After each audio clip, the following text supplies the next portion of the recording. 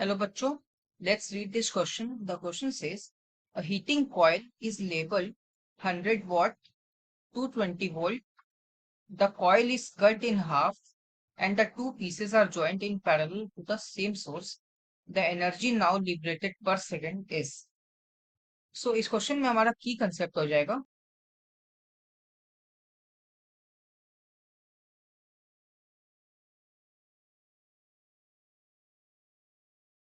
Electric power.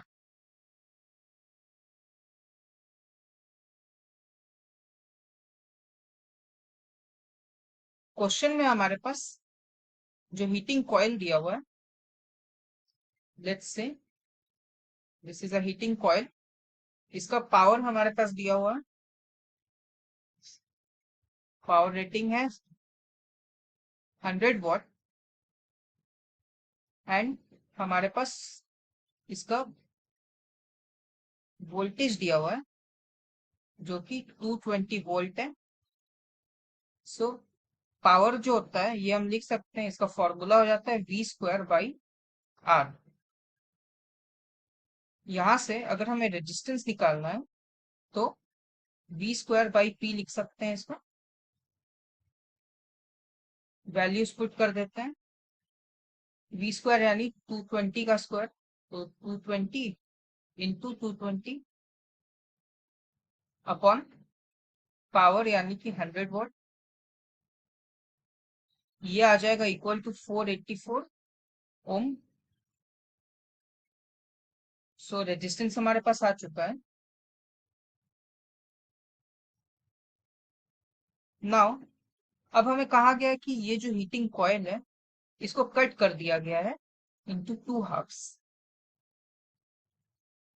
सो इसके बाद इसको पैरेलल में लगा दिया गया है और ज्वाइन कर दिया गया है सेम सोर्स से। सो कुछ ऐसा डायग्राम आ जाएगा।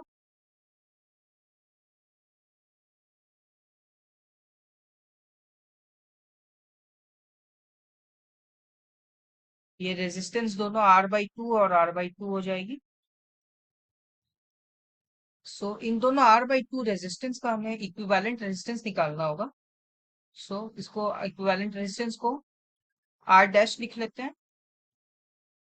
ये आ जाएगा R/2 into R/2 divided by R/2 plus R/2।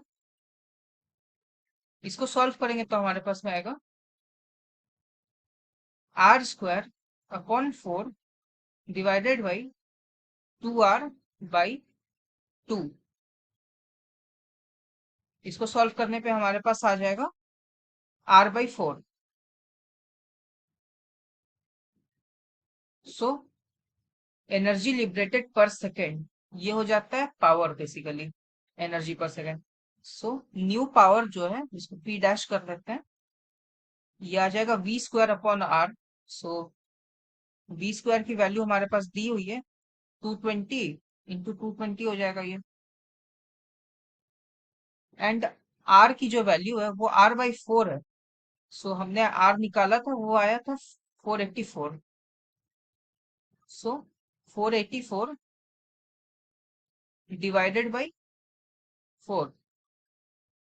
यहां से अगर इसको सॉल्व करेंगे तो हमारे पास आएगा 220 इंटू 220 डिवाइडेड बाई 242। इसको सॉल्व करेंगे तो हमें मिलेगा 400 वॉट या फिर 400 जूल पर सेकेंड। सो ऑप्शंस में देखेंगे तो option B 400 watt is the correct answer. Hope you understood it well. Best of luck.